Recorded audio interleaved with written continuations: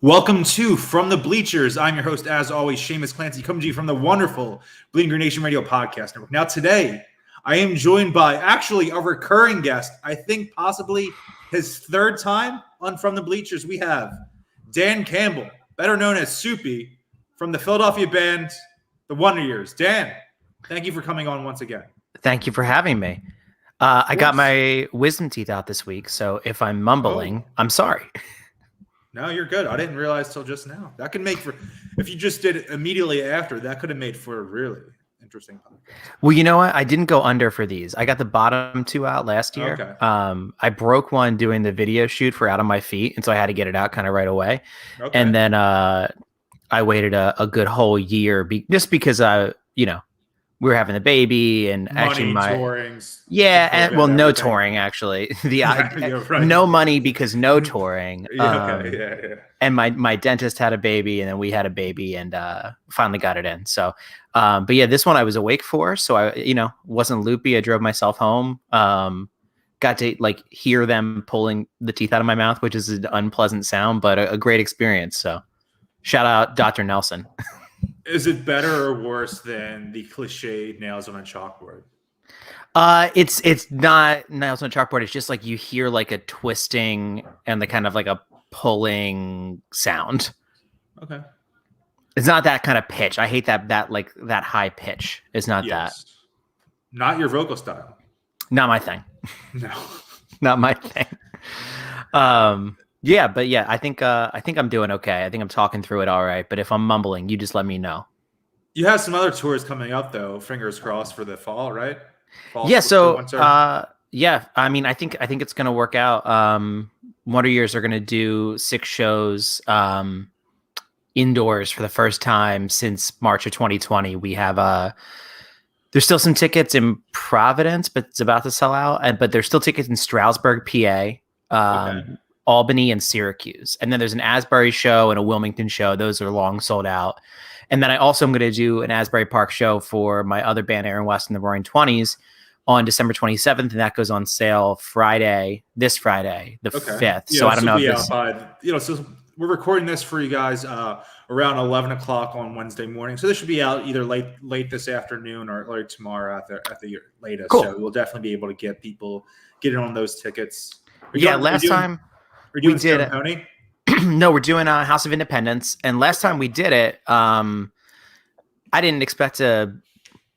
I don't know. It's Aaron West is not the Wonder Years, so I never know what to expect. There's not as much history. I can't be like, oh, last time we played here, and we announced Asbury, and I thought maybe it'll do okay. Maybe we'll sell a couple hundred tickets, and it sold out in under an hour. Hell yeah. And we added a second show, and that one sold out too. And so, I would just say if you're interested in coming to that, I would look into tickets, on Friday just in case. Definitely. I've seen you live a handful of times, I think. So if you're a fan of the act or just Dan in general, Aaron West is definitely something to see, especially if you are a Wonder Years fan. You'll definitely get that same type of cathartic enjoyment out of there, I'd say. Yeah, and we're doing it, it's full band. It's the full 8-piece band with, the horn section and the keys and the banjo and everything. So it'll be cool. Lovely. I feel like that's great for the bar sound of Asbury Park. It's perfect for Asbury. Yeah, we love doing it there. Okay, talking about, you said the Wonder Years, Lori. It's not really there for Aaron West, but this past Sunday, Eagles 44-6, an iconic score in Eagles lore. You didn't catch the game live. Am I correct in saying that? I did catch it. I just caught it with a toddler running around. Okay. And so it's it's Halloween. He's getting ready to go trick-or-treating. He's excited. So I'm watching. I got one eye on him. He was the Incredible Hulk. So he kept threatening to Hulk mash our 3-week-old. Okay.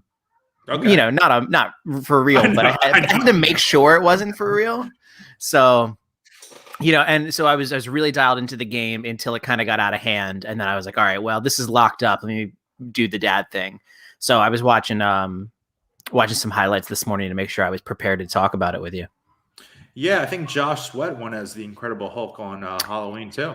It sure looks like it. Or maybe Jordan Howard or also Boston Scott. Maybe that's the Avengers. Yeah. I think Boston Scott has some Rocket Raccoon vibes as this little powerful being. Did they make Who is Boston Scott t-shirts? No, I've never seen that before. That Why? would Just just because he's it's such a random guy. well, just remember the first game where he went off. Might have been 2 years ago now, They're and the playing the announcer, Giants, right? yeah, and the national announcer screamed like, "Who is Boston Scott?" I was like, that should be a T-shirt. Oh, we need to get back on the T-shirt game. Not since we've been here, we really haven't made T-shirts. I've given out over the last couple of years a bunch of just BGN shirts we have, but we don't have any more. Let me be in charge of your merch. I love merch. Yeah, you're definitely going to be better at it than I am. So we'll have to hit you up about that. Tell them. You'll get some free merch out of it. Tell BLG to hire me. Okay. Yeah, get us this ever-growing network of great artists. You have to get in here. So, but yeah, the game was a lot of fun, right? It was the game that we were looking for all year, kind of.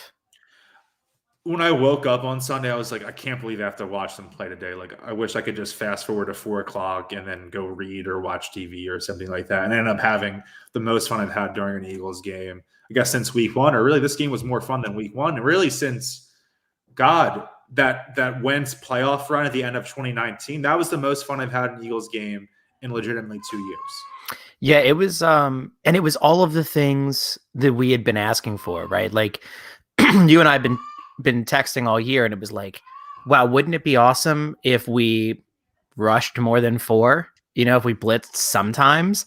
Wouldn't it be awesome if we, and everyone in Philadelphia was screaming, run the ball. But from the Niners game on, I had been saying, please call up Jordan Howard. Please call him up from the practice squad, because you have a couple of backs that I don't want to say are redundant, right? They're all talented in their own ways, but a lot of the things they do, the skill set is pretty similar. But what I really wanted on the team was a LeGarrette Blount style. If I need 1 yard, this guy can pretty much guarantee he's going to get me that 1 yard. I feel like if he was on the roster for the San Francisco game, that one's a W. Yeah, when they get they do the Philly special redux on 4th and goal, and they get stood up there. Yeah, like imagine just if you'd had Jordan Howard called up that game and just said, okay, guy whose job it is to run people over, go run somebody over and let's get a touchdown here and let's win this game. Like it was really good to see him up there, and it was really good to see that kind of football being played. We have some breaking news. Eagles have waived veteran linebacker Eric Wilson. He was a healthy scratch on Sunday against Detroit. I guess they like TJ Edwards. Sean Bradley has some nice plays. He's a good special teamer. And Alex Singleton, is Alex Singleton, but it's a tackling machine, but maybe not. Yeah, Alex Singleton might lead the league in guy. tackles probably, but he's getting the tackle 7 yards downfield. I feel. Yeah. Sean Bradley, Temple alum, right? Yes, he is. Oh, from here, trademark. That's great. Yeah, I guess I'm not surprised to hear that. Did we have to make space for that new quarterback from Denver? They cut or waived, I should say, Brett Toth yesterday to make room for Kerry Vince Jr., who I actually wrote about a couple times in the lead up to the draft. He sat out the 2020 season, I believe. And he comes, LSU defensive backs have a great pedigree in the NFL, so I think that's a great buy low move. I saw some people kind of negatively comparing it to the Jannard Avey trade from a couple of years prior, but I think it was really solid, especially because they had, I think they had 3 6-round picks.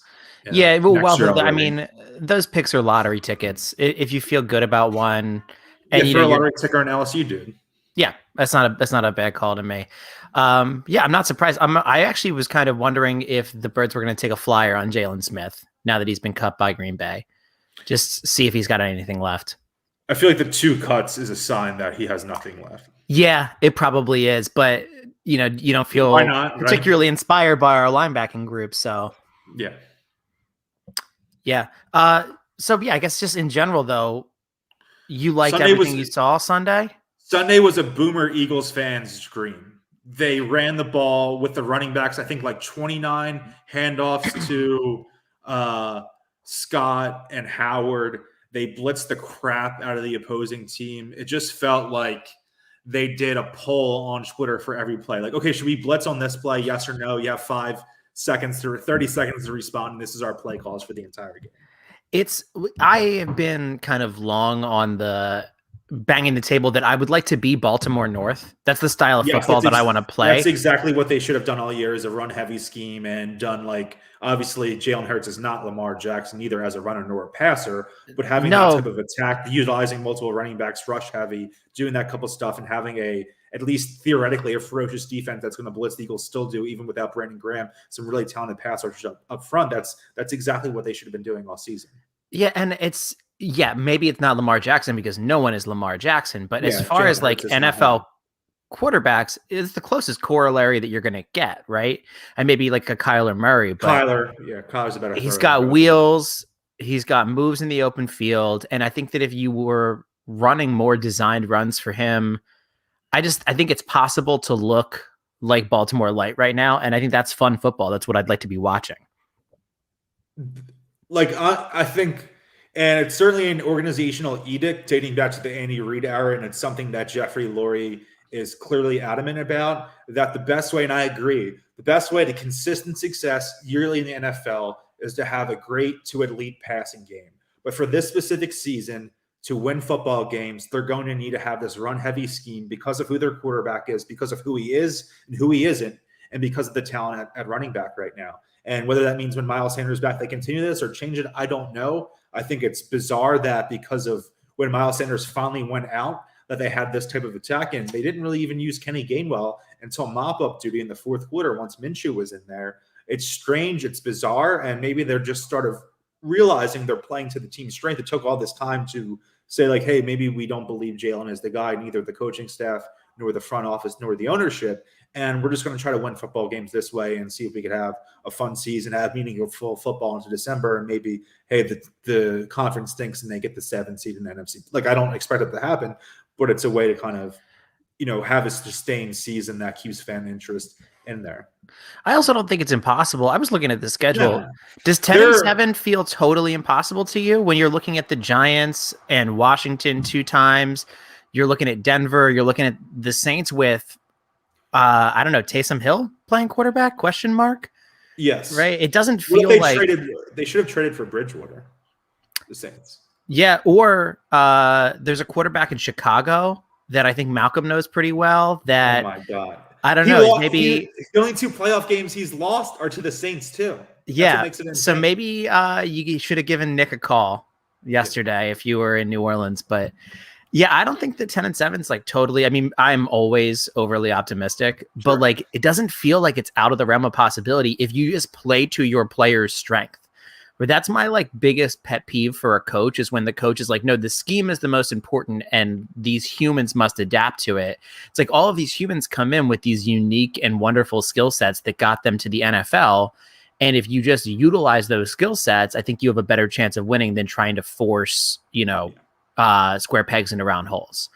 And so I think if you run, an option heavy run-based offense, I think if you let your pass rushers get after it and you blitz, I think if you trust, you have Darius Slay and you have Nelson, and they're not elite cornerbacks anymore or ever were in the case of Nelson, but it's an upgrade over what you have had in the past.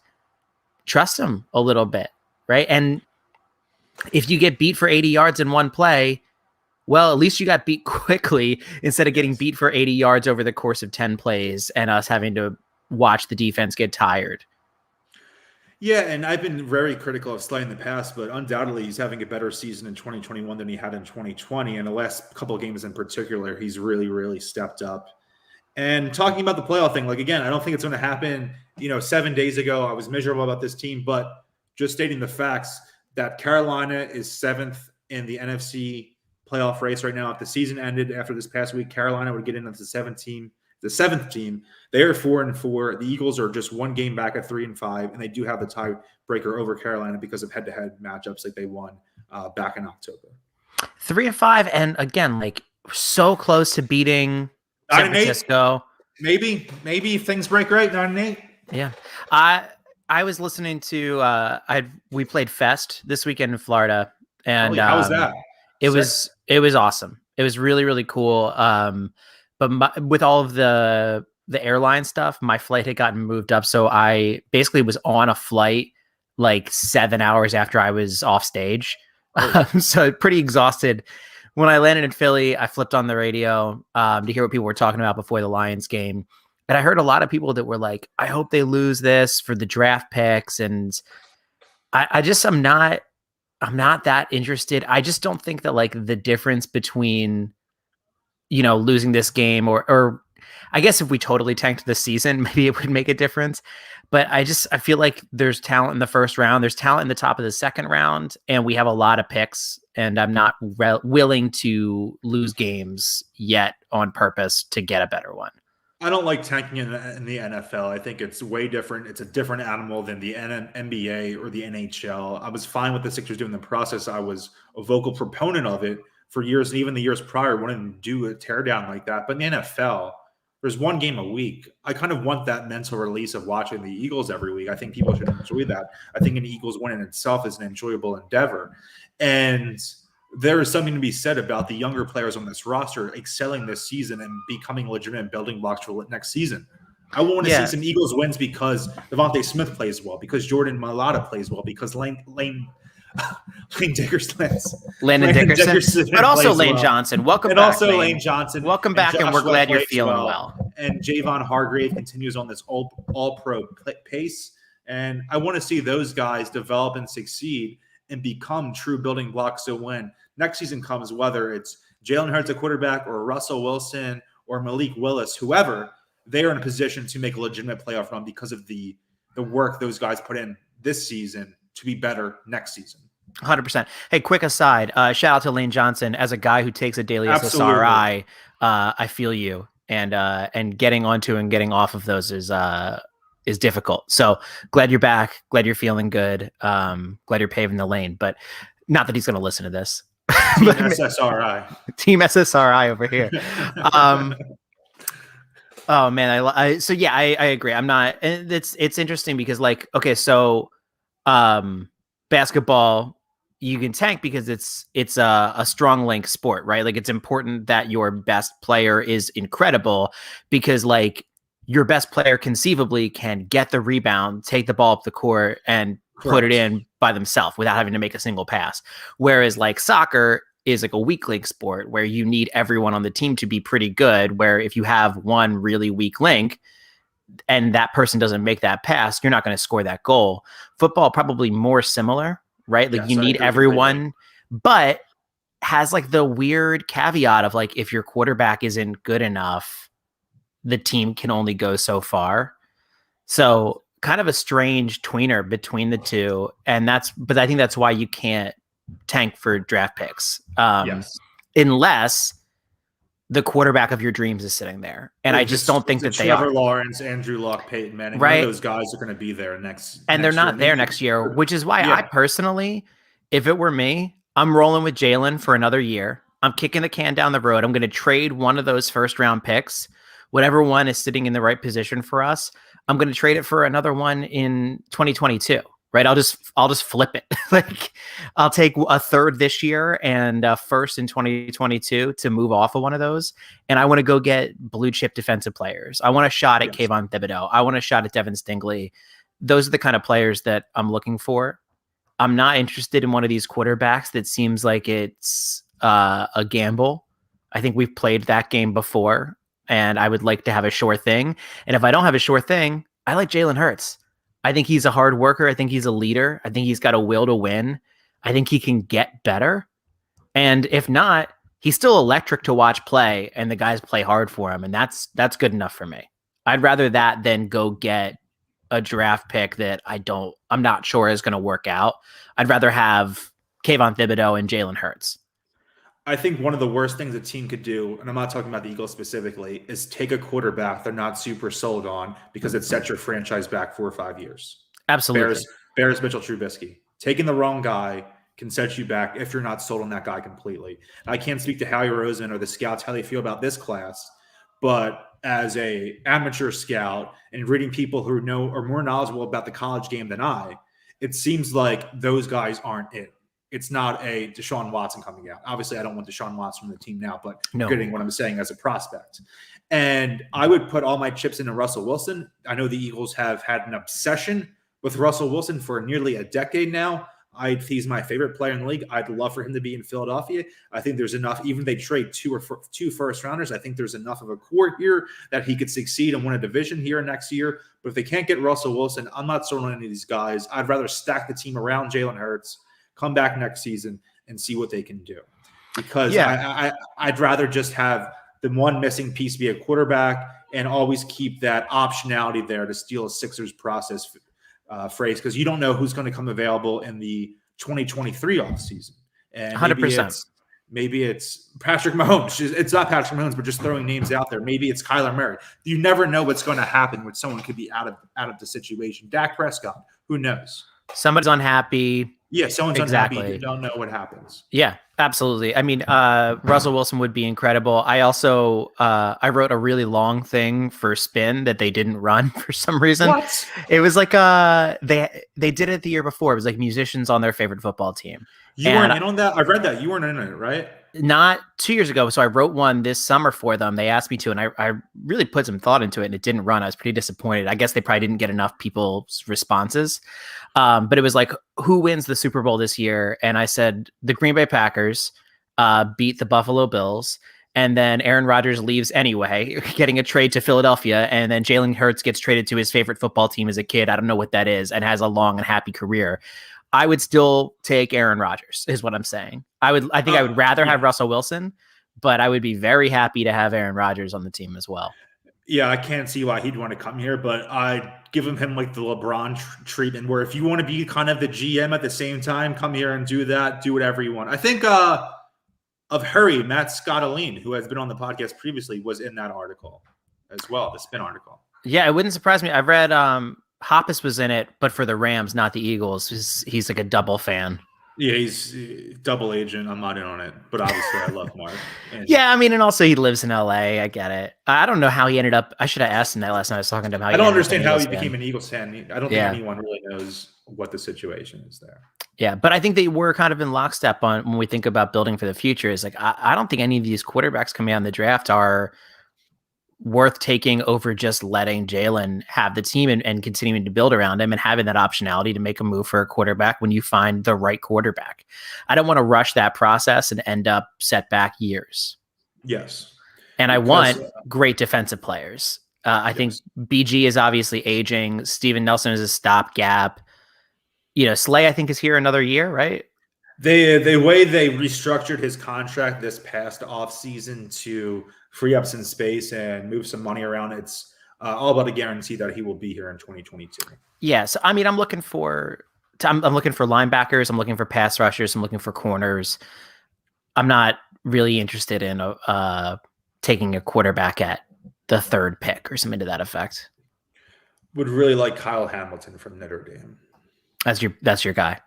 Yes. I mean, the Oregon dude, if he's there, he seems, Chase Young, Myles Garrett prospect. So if that guy's there, take him. But Stingley, Kyle Hamilton, one of those three guys, I'm doing the deal. I'm grabbing them, and I'll worry about quarterback later on, whether Russell Wilson is coming to Philadelphia later in the summer, Aaron Rodgers, or a guy we're not even talking about, don't even know the following year. I keep looking. Maybe Bryce Young's the guy in 2023 or whatever.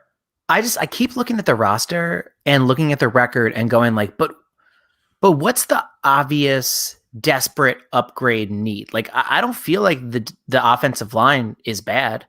I like the running back group. I could use a veteran wide receiver. I could use like a Jarvis Landry on this team. Yes. Just someone who's been around and can kind of help bring the younger guys along that's really reliable. But I like Goddard. We obviously love a lot of the defensive line. I feel like a lot of the resources have to go on the defensive side of the ball. I agree. I think some of their positional value needs to change. I did a podcast last week. I did two last week, but one that came out, I think, either last Thursday or last Friday, was the Eagles have been a progressive organization in terms of forward thinking with the passing game and valuing certain positions.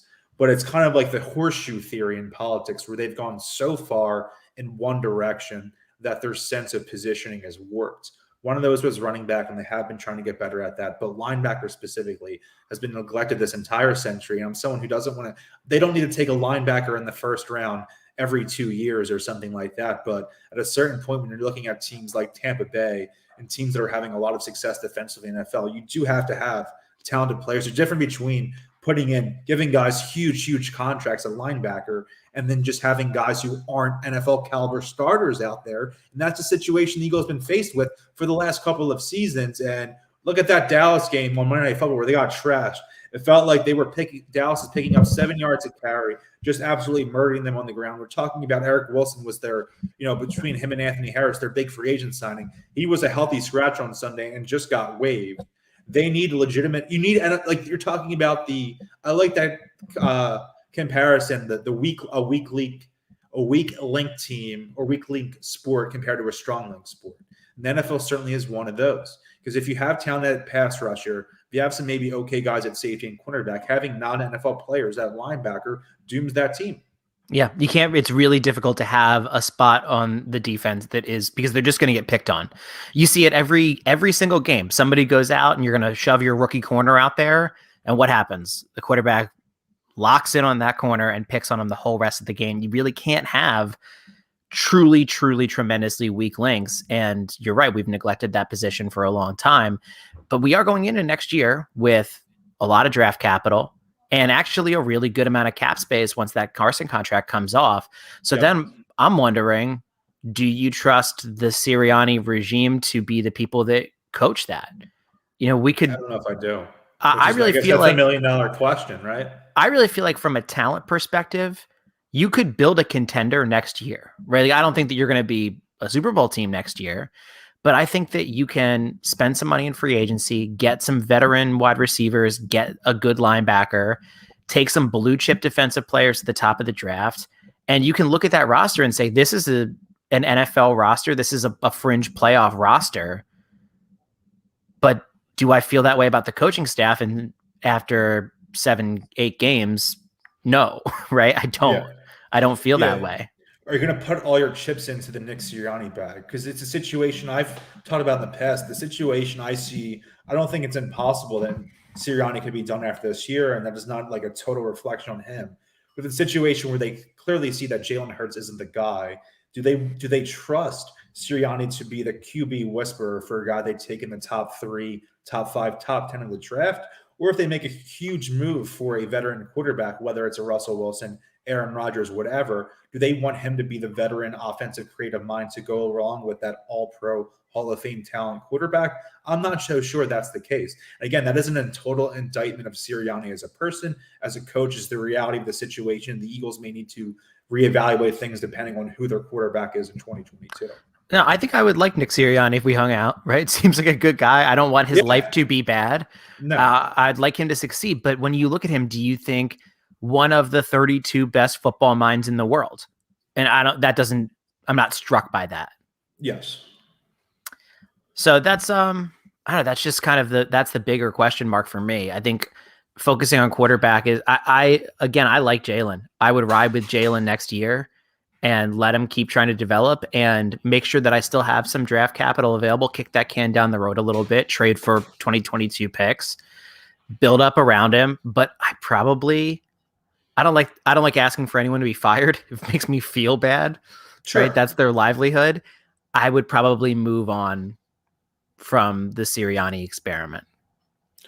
This is a dream scenario for me.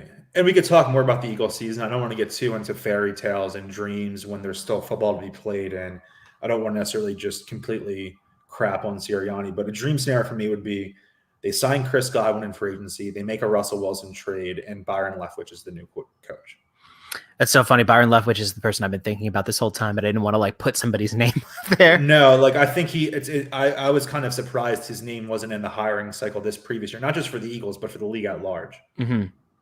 Yeah, I don't know if maybe he had made it clear, I'm gonna run it back. We're gonna go win another Super Bowl, and that's what I'm doing. So but yeah, I mean, it's maybe he thinks he's the heir apparent the way McDaniels and Belichick kind of were. Arians is I'm probably just gonna hang here as long as Brady does, and then it's your gig. That could be a reality of the situation. So. Yeah. There's things that we don't know, but that would be a great coach for this team. I would be really excited for that. Yeah, but you're right. That's a fairy tale right now. And what we have right now, what we have right now is a team that I think could compete I think that if you just use the talent that you have in the way that they are talented, it could be a competitive football team. And I've said this to you before. I know it's not a popular opinion. It's a very Ted Lasso-ian opinion. I don't necessarily care that much about winning. I just want it to be fun to watch. And I think that's valid. Aside from the Dallas game and the Las Vegas game, I've had fun watching all these games, even when they lose, because I see them fighting all the way to the end. You were in it against Kansas City. You were in it against Tampa Bay. Those were the Super Bowl teams last year. You were in those games. You came back to beat Carolina. San Francisco was a winnable game. I have been kind of having fun. And I think that's a lot in part due to Jalen Hurts. I love Jalen as a person, but I've been disappointed what I've seen him from as a quarterback this year. But I still think that Sunday actually might be a winnable game. They're coming back home. Chargers have dropped back-to-back games. I think Justin Herbert is incredible elite quarterback talent. But I'm looking at some numbers, and I think that if they use the same plan of attack offensively that they used against Detroit, I think it's a very winnable game against the Chargers. I looked it up. Los Angeles, they are 32nd in rushing yards surrendered overall, 32nd in yards per attempt surrendered, and 32nd in run defense DVOA. Whether it's traditional or advanced metrics, they were the worst run defense in the NFL, worse than Detroit was. If there's a situation out there where they can just pound the rock with Howard, Scott, Kenny Hurts, Gainwell, and Hurts, some design runs and read options for Hurts, who was still the leading rusher last week with 71 rushing yards. I think being able to do that, control the clock, keep Justin Herbert off the field, I think there's a way, and maybe it's not the most sustainable way to play football for the next 2-3 years and be a consistent contender, but for one game on Sunday, I think there is a formula there for the Eagles to potentially win the game and upset a very talented club. I think you throw the ball 17 times and just run it down their throats. I also think, though, 32nd in all of those metrics, but the Chargers are number one in alternate jersey power rankings metrics because that dark blue.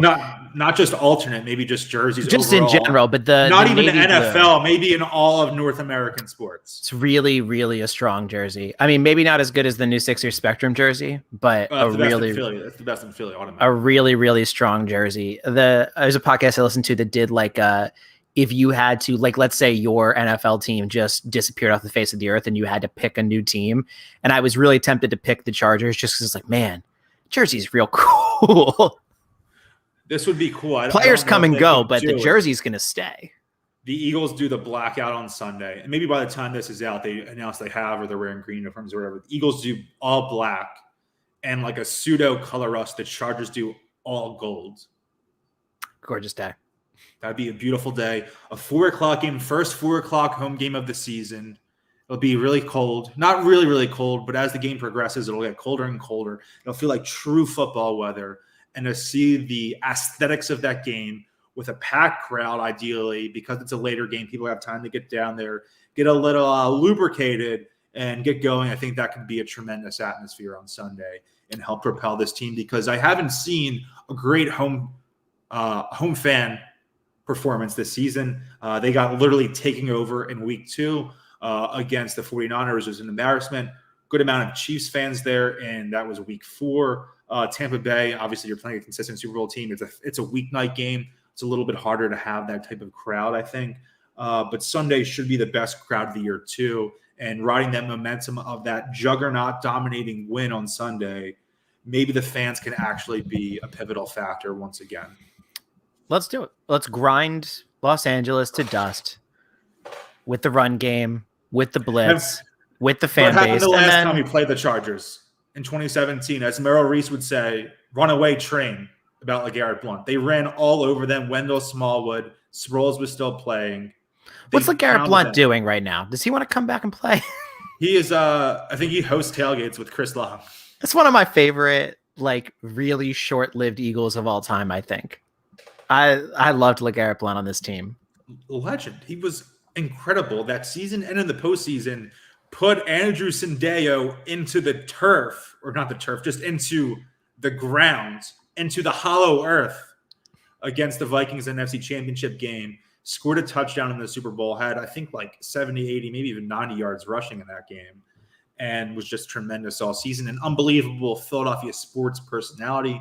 Bring guys like him, Torrey Smith, and Chris Long having Chris and LeGarrette win back-to-back Super Bowls here, specifically against their former teams in 2017 against the Patriots, was just a tremendous story. And I look now, Chris Long's Twitter picture is him and LeGarrette hugging in the locker room following that Super Bowl win in Minneapolis on February 4th, 2018. And those two guys, obviously Nick Foles is the savior, the divine figure in Philadelphia, but I think those two guys summed up the atmosphere and the vibe of that 2017 so immensely. Yeah, absolutely. And then also, obviously, always Malcolm. Also, like Corey Clement, a big part of that. But it really just, but that was the thing. It was a whole team, and that's like a little bit of a vibe I'm catching sometimes this year, though. Is I just feel like they're kind of galvanized.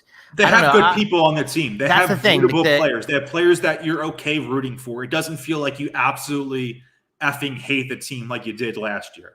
Yeah, there was a lot, and it didn't feel like the team liked each other that much last year. No. And I do feel like this year that the team likes themselves, that they like one another, and it's that's important. It's important. I really think it is, and I think you're seeing it with the Sixers right now too. Yes, when because someone's not playing. Yeah, it just seems like the people that are on the court are happy to be on the court together, and that's really cool. Well, I have to hop off in a minute. You mind if I just real quick say I have a solo record coming out? Yes, run through. I was getting ready. I think that was a good way to end talking about, we're doing all the fantasy talk, not fantasy football, but the stuff for quarterbacks next year. Fantasy in my brain. Yeah. So to close up on some great thoughts about this season's team, plug everything you need to. I mentioned the Wonder Years shows earlier in the Aaron West shows, but I do have a solo record coming out in a couple of weeks. It's called Other People's Lives. The vinyl is available at dancampbell.co. So like .com without the M. We couldn't get the M. The M's really expensive, but it was a pricey M. But yeah, there's like less than 100 copies of it left. So if that's a thing that you're interested in, I would not wait too long. That's the only thing I'm going to say about it. I don't like telling people to buy stuff. But if you wanted to, that's where you can get it in the podcast description. Awesome. Thank you very much. I appreciate that. And I appreciate the time to come on and talk about football and just you in general. I appreciate you in general. I appreciate you too, Dan. I think that's a good way to wrap up. Please check out Dan's work. Huge friend of the Wonder Years. Aaron West is great. If you're able to catch a show from either of those acts, please do so. And definitely check out Dan's solo work, which is the same caliber as everything you're getting with the Wonder Years and Aaron West.